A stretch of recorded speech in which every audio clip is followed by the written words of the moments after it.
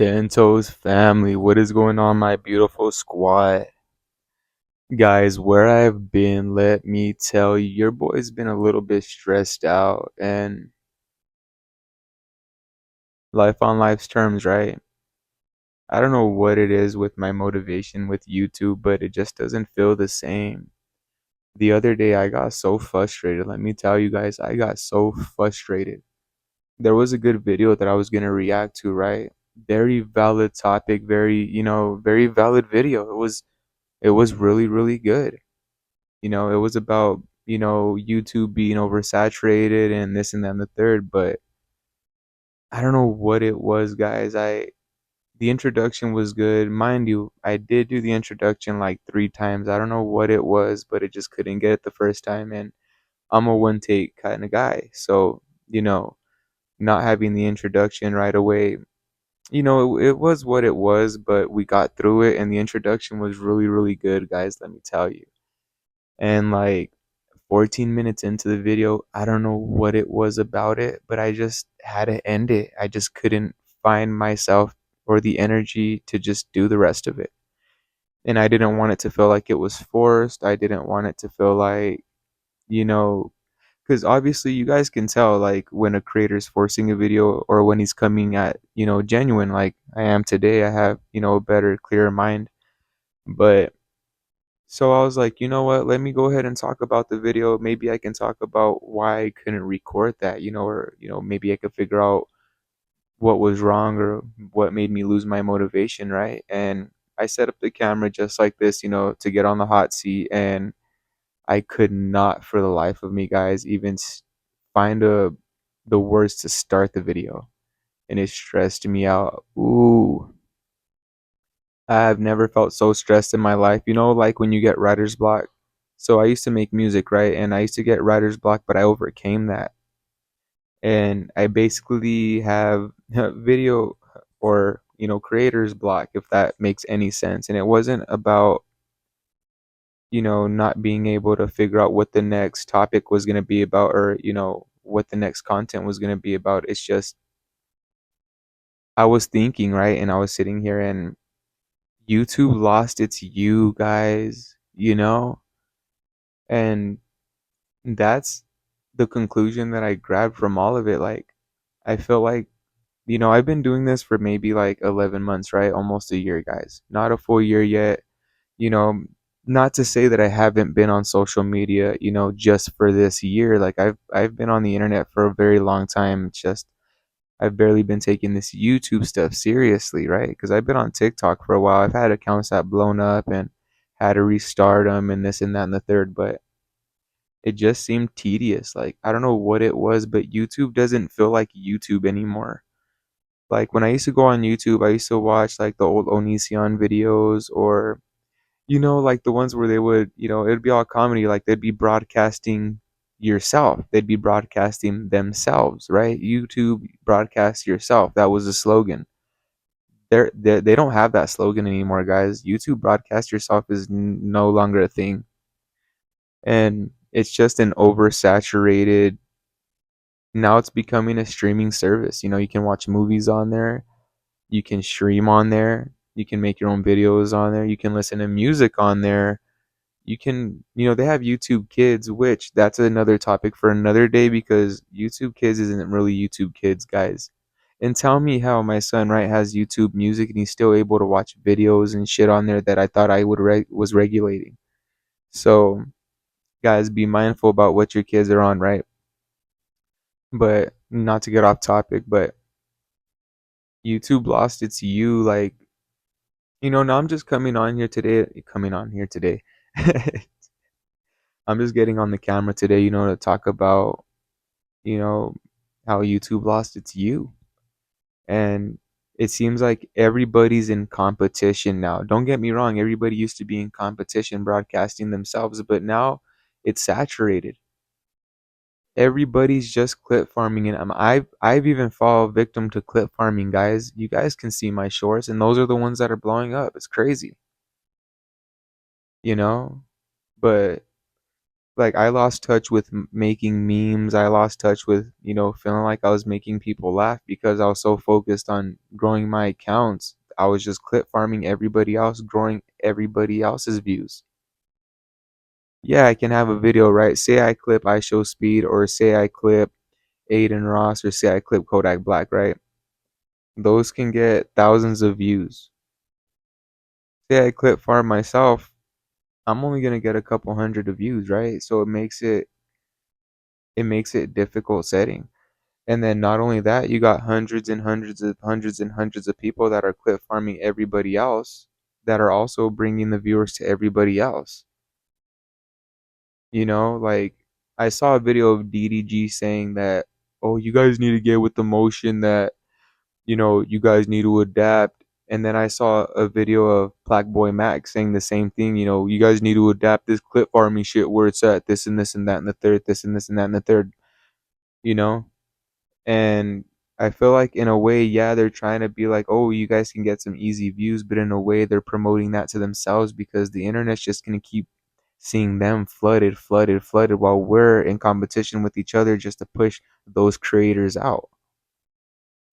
You know, I started doing something a little bit different, right, guys, with like my live streams. So I've been basically live streaming on YouTube, and I'll take that video and I'll break it down and I'll clip farm myself into, funny moments and put it on TikTok or so on and so forth. But it's still tedious. And I don't know why I couldn't bring myself to record a reaction video yesterday. I've been a little bit laggy on my reaction videos, guys. I'm not gonna lie. I've been a little bit here and there with them, but it's just that, yeah, they're very interesting videos, right? They're very informative. I have so much to say about it myself, and I know you guys can grab something from it, but it's just like, you guys are watching a video of someone watching a video of someone watching a video reacting to someone's video. And that's kind of how I saw it. And I was like, dang, like, is this what my channel is becoming? It doesn't feel like it's becoming real anymore. It feels like I'm just, doing it for the algorithm and not doing it for myself anymore. YouTube broadcast yourself. Why are we broadcasting everybody else? Why are we broadcasting all these other creators? Why are we broadcasting so much more than what makes us happy, or so much more than what, shows the world us, or our art, or our creative minds? We get stuck in the loop of thinking that we're getting views and all this traction clip farming someone else. In reality, the people just want to see those faces. They don't want to see our faces. So more or less, I've been trying to figure out what I want to do with the channel, right? And I thought it was a really good topic. And I don't know how many creators can, take from this, or how many creators can relate, but yo, if it is becoming a space that is a whole different ball game, guys. It's not YouTube anymore. It's basically like ClipTube. It's ClipsTube now because there's nothing but clips on there, and if there is any long form content, it's just breakdowns about other people's videos, anyways. So I might stick to, I wouldn't say reaction videos, but the informative breakdowns, like when I talk about AI and it's like a infographic video or such. I might be doing reactions to other people's reactions. I don't really know where I stand on that, but I still be doing gameplays, guys. I'm gonna be having the best of my live stream coming out. Y'all gonna have to stay tuned for that one. It's gonna be a good one. But to all the creators out there, don't give up. Just find your lane, or find what makes you happy. But guys, on YouTube, like, I know it's a different space now, and I know I'd be wrong to say, stop clip farming and just broadcast yourself, because it seems like no one even cares about us anymore. But that's just the reality of where it's coming to. It's just the reality of what YouTube is now. And it's hard. I'm not gonna lie, guys, it's hard. It's frustrating. You know, I had a little bit of time to record this video today, so I needed to.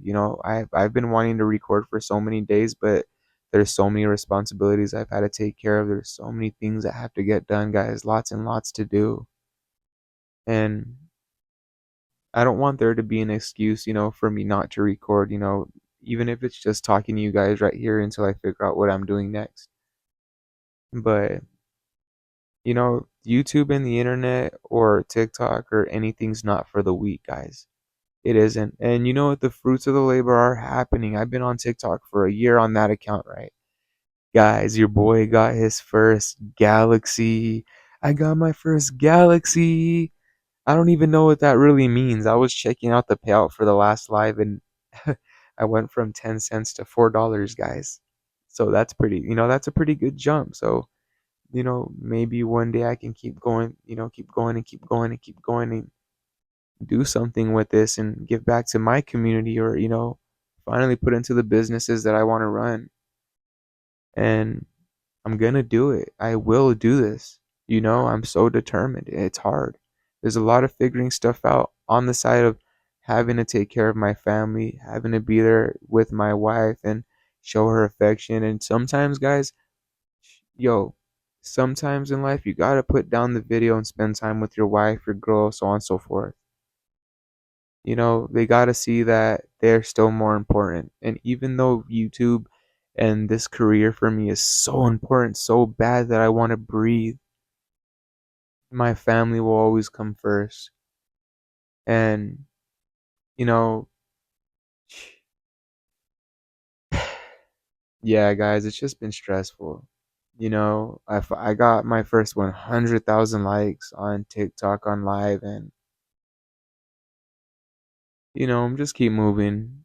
There's really nothing for that. I didn't get no cookie. I didn't get no fucking, you know what I mean?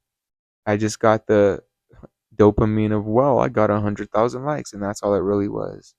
All this fake dopamine everywhere. It's draining, guys. All this fake dopamine's draining. And fuck. Yeah, guys, just burnout, guys. All this fake dopamine's draining. I think that might be the title of the video. All this fake dopamine is draining. And I just hope you guys are all okay. Hope you guys are, achieving your goals and doing everything you guys want to do. And yo, your boy cleaned his chain. So, you know, it's clean now.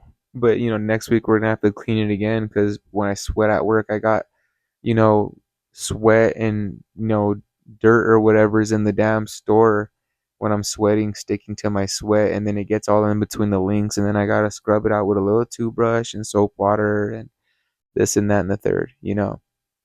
But I don't mind that. All my jewelry is real, so I get in water with it. I do whatever I need to with it. It doesn't tarnish, go black, do nothing. And if it does get dirty or scratched up, then I could just take it to a polisher and get it polished. But oh yo, guys, look at my shoes. Your boy got the Vans with the lightning bolts. And guess where I got them at? I got them bitches at Ross Dress for Less. And yeah, they were cool. And you know what's crazy? I don't really know how I feel about advertisement nowadays because I know, don't get me wrong, I know that certain different shoe brands have certain different, sizes. So say I could be a size 10 in Nikes, then I'm going to be a size 10 and a half in Vans or so on and so forth, right? So tell me why some of my Nikes or Air Force Ones are just different versions of Air Force Ones. Tell me why I got a size 10 and a half and a size 10 and they're both a little big on me. But then I got these Vans, they're a size 9. Or are they a 9.5? I think they're 9.5, but they fit perfectly. So I don't know, y'all need to get your sizes straight. But yo, Tento's family, I'm gonna go ahead and eat some breakfast, guys. Just want to let you know where I've been at, and I'm still hitting the gym. I'm still, trying to figure out what I'm doing with my long form content. I'm still posting hella short form content and I'm doing more live streams more than ever now. So, if you guys are, interested, stay tuned to the live streams. We do Let's Plays, guys, and we play with randoms. I'm talking about we'll be on the live on chat and someone will be like, "Hey, yo, let's play," and I'll be like, "Yo, just subscribe to the YouTube channel, send me your name, and let's play," and we play. So that's what's up. But oh, you know what? Before I leave, guys, you know one thing that frustrated me really, really bad is me and my wife had to reschedule an appointment for today, right? And I just dropped a little bit ago. Um, just to it's like prenatal care and stuff, right? And this is the only time I had to make the video, and I've been to all the other previous appointments, and this one was gonna go really good, and it was just a checkup. So I felt like maybe I could have just let her do this one while I came home and recorded real quick because I just needed to get some things off my chest, and this is my therapy. And this is what makes my day feel more normal so I can stay more level headed for my family. But, we made an appointment for Tuesday, right? Last week we made an appointment for Tuesday for, the OB so we can get some prenatal care. And long story short, tell me why, right? They give us the address to the hospital. Okay, cool. They, tell us to check in and this and that. And they say, doctor's gonna see you, this and that. And they give my wife the information and she hangs up, right? Well, come Tuesday, the appointment's at noon. We have the kids, we're getting them ready, everything, and so on and so forth. We're not running late to where, we're going to be super late at the doctor's. We're just running a little bit late out the door because, having two kids and trying to get priorities straight is something that almost never falls in line. You just got to do it, guys. But long story short, we get in the car, we make it to the hospital, and first off, we're looking at the map because the hospital looks a little different than, what we remember from the hospital we know that we were going to, right? And so I was like, well, maybe we just went through a different entrance. So I was like, let's go to the elevator and then, let's hit the lobby and let's find the information desk, right? So they had no lobby. It was just, I think it was like 5 all the way to basement or something, right? And so I thought basement would be the lobby floor. So I hit basement, right? And me, the kids, my wife, were walking around, right? And we're walking around for a little while. And there's some weird guy, and I don't know if he was a nurse, I don't know if he was a surgeon, a doctor, whatever, but he was a weird ass guy, and he was like, "Hey," because we were walking a ways, right? And he was like, "Hey," and so I was like, "Hey, yo, do you know where such and such is? We're trying to find the OB," and he was like, "Oh yeah, that's floor 5." So I was like, "Okay, cool," So I was like, "All right, let's go," because maybe we weren't supposed to be down there. So we get in the elevator, my kid was, "Oh, I'm scared." I was like, just hold on to the rails. Everything's gonna be fine. And then the guy, he's in the elevator with us too, because he's also, headed in the direction he's headed. But then he looks at us and says, "You know what? Let me take you guys to the information desk. They probably might give you better directions, than just saying go to build or story 5 or whatever." And so we do that, right? And we're following this dude for a minute. I didn't know we were at the whole other side of the fucking hospital, guys. We're following this guy for a minute. And I'm asking him like how much longer. He's like, "Oh, it's just up here." And then we gotta take another elevator, guys. Right? Another elevator to go up because we had to follow dude, right? And so we thought the elevator or the information desk would have been on the first floor. It was on the fucking second floor. And so because the hospital is like it's on a hill, it's kind of elevated, so it's just all confusing, guys, if I were try to explain it. But we basically, hit another elevator, and I'm getting annoyed at this point because we're already late. Like we're already past the appointment time, guys. Like we were in the hospital at that point for already like 25 minutes trying to find the fucking information desk. And guys, you know what? It made me even more upset was right. Tell me how that one guy right knew okay 4 5 OB whatever whatever the case was. Tell me why no doctor, no nurse, nobody knew where the fuck they were going. And let me tell you how upset that made me because, I got the kids that are walking everywhere. They're tired. You know, I feel like we're already going everywhere. We're going everywhere, guys. Right? And it's just it was just a lot, let me tell you guys, right? So we end up, right? We take the whole other elevator, guys. We end up, the guy leaves us right there. He walks off to the side, right? And my wife, she starts crying because she's frustrated because, no one's helping us out. No doctor knew where the fuck they were going. Out of everybody in that building, no doctor had any recollection of where the OB was. And there was an OB in that building, mind you. And we're going to get to the sauce of this story. So sorry if my brain had a brain fart a little bit ago. So my wife starts crying and I'm frustrated because, she just wants to see the doctor. The insurance people been dicking with us this whole time. And I hate when people say, oh, well, you have free insurance. Lucky you. No, because even if you have free insurance, they make it so tedious for you to even see somebody. Even when I go to urgent care, they say, oh, we don't accept access. So free insurance, my fucking dick and balls. So, I tell her everything's gonna be okay. We're gonna find the information desk, we're gonna be okay. And, so we find the information desk, right? And I didn't know that the security guard or whoever was behind the desk, that a previous family came before we did, and his wife was also pregnant. And he was asking, where the room was and such and such and such. So the gentleman thought that I was him.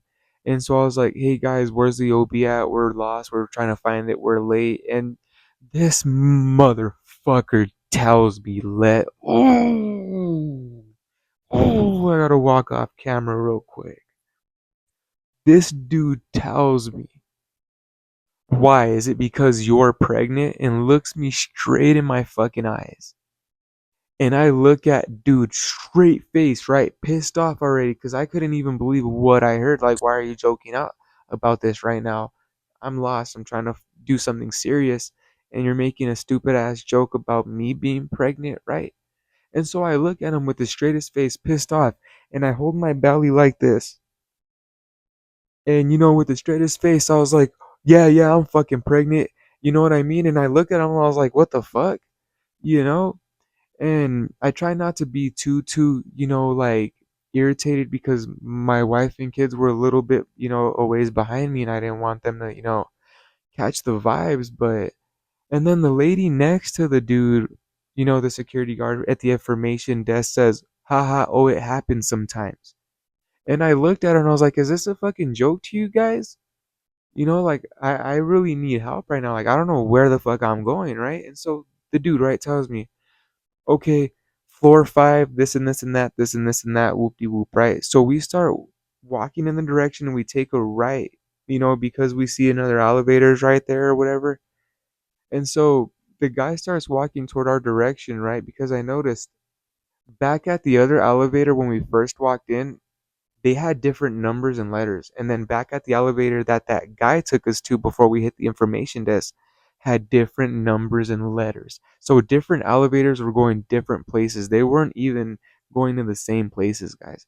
So I was like, okay, maybe, let's walk back the other way because I know we were supposed to go up, to floor five through that other elevator. So as I'm walking towards the other direction, I see that security guard, or I don't know if it was the information clerk, he looked like a security guard. He had a badge, pepper spray, whatever. And so he says, oh, guys, it was this direction. Why didn't you tell me that in the first place?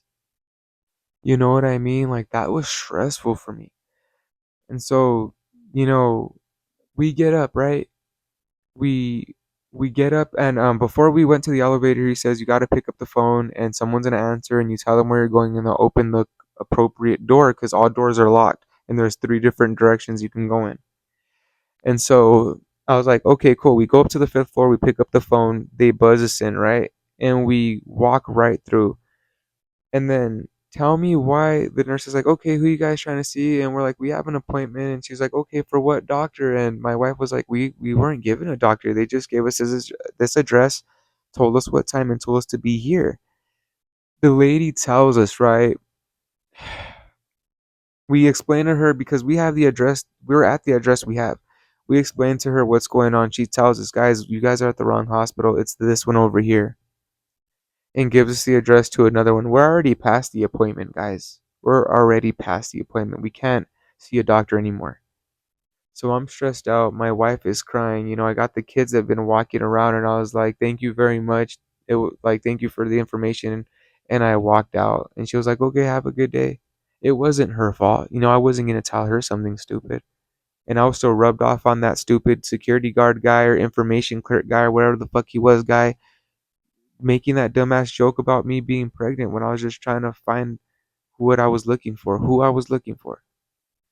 And so, right, my wife is frustrated. We get home, and long story short, guys, we call, right? She tells him, "You guys gave me the wrong direction. There was no doctor. Like, this was basically like, this was very unprepared." And sometimes they do tell you, "Hey guys, go to this appointment," and if you're establishing a new doctor, so on and so forth, because this was the first time that we were going to that hospital, right? So we didn't know that we had been established a doctor. We thought we were first seeing the doctor for the first time. But they gave us the doctor's name, they gave us the right address, the right number, the right building, everywhere we were supposed to go, right? And then we were able to make an appointment for Thursday, which was, today. So it's just, well, it was just a lot. And it makes me think, guys, the medical field is just falling apart. All this false advertisement is just draining, guys. Like they had us go somewhere totally different. They didn't even know what doctor we were trying to see. They didn't give us any of that valuable information that we needed. And my wife asked when they were on the phone, like, "Okay, what doctor am I seeing?" "Oh, you're just gonna go check in and you see what I'm saying? Like that's exactly like that. That was stressful. And then like everything after the baby shower was situated, and we had to get things put away, and it was just tiring, guys. And then her mom's was out here with her sisters from Colorado, so we had family over. And then the kids just went back to school, so we had to do school shopping. We had to meet their teachers and so on and so forth. And then I had to drop Kehlani back off all the way on the south side. And it's just, so this is where I've been, guys. So I'm so sorry if I haven't been making the content that you guys been wanting me to make. I'm not burning out. I'm just trying to figure out what's next because there's so much to do. And this was the only time I had to record. So, yo, guys, much love to Ento's family. And I appreciate you guys so much. You have no idea how much it means to me. You have no idea, even if it's 7 people that watch this video. You guys have no idea how much it means to me. And thank you for letting me get this off your chest. And you know what? Another point before I leave is, I'm making these videos for, my children when they grow up and my grandkids. I want them to be able to have me forever. And, I'm just making a digital footprint for them to be able to look at me, or, get advice when they need it, or, maybe they just need to hear my voice. But I love all you guys, and yo, thank you for the live streams, and the traction I get there, it's very good, and it's a lot of love there, and I appreciate you guys. But yo, on to the next one, Tento's family, and I'll see you soon. Later.